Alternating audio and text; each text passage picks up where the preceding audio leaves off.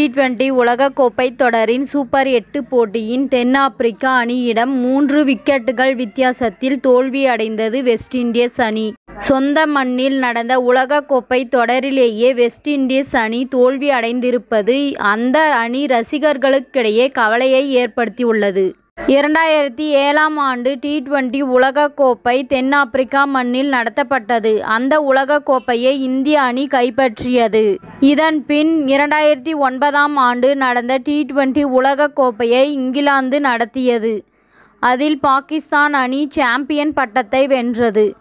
அதன் பின் 2010ஆம் ஆண்டு west Indies cricket வாரியம் நடத்தியது. இதில் இங்கிலாந்து அணி சாம்பியன் பட்டத்தை வென்று சாதனையை படைத்தது. தொடர்ந்து 2012ஆம் ஆண்டு இலங்கை மண்ணில் நடந்த T20 உலகக்கோப்பை தொடரை வெஸ்ட் இண்டீஸ் அணி கைப்பற்றியது.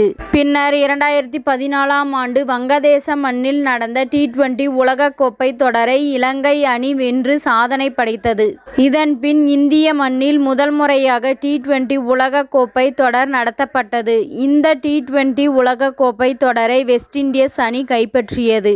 பின்னர் 2021ஆம் ஆண்டு T20 உலகக்கோப்பை தொடர் இந்தியாவில் கொரோனா பரவல் காரணமாக நடத்தப்படவில்லை. அதற்கு மாறாக ஐக்கிய அரபு அமீரகத்தில் நடத்தப்பட்டது. இந்த தொடரை ஆஸ்திரேலிய அணி வென்று முதல் முறையாக T20 சாம்பியனாக மாறியது. இதன் பின் 2022ஆம் ஆண்டு ஆஸ்திரேலியாவில் நடந்த T20 உலகக்கோப்பை இங்கிலாந்து அணி வென்று சாதித்தது.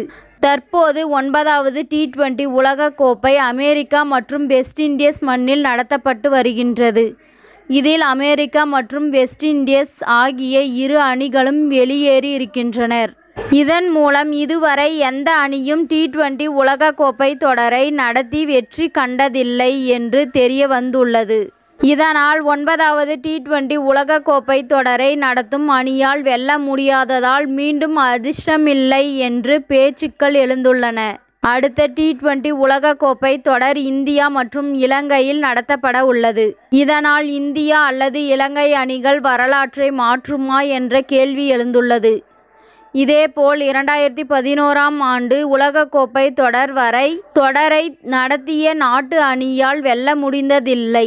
அதனை இந்திய அணியின் கேப்டன் தோனி மாற்றி காட்டினார். அதேபோல் இந்திய அணி அடுத்த T20 உலகக்கோப்பையை வென்று சாதிக்குமா என்று எதிர்பார்க்கப்படுகின்றது. இத்துடன் இந்த செய்தி முடிவடைகின்றது. நன்றி, வணக்கம். மீண்டும் அடுத்த வீடியோவில் சந்திப்போம்.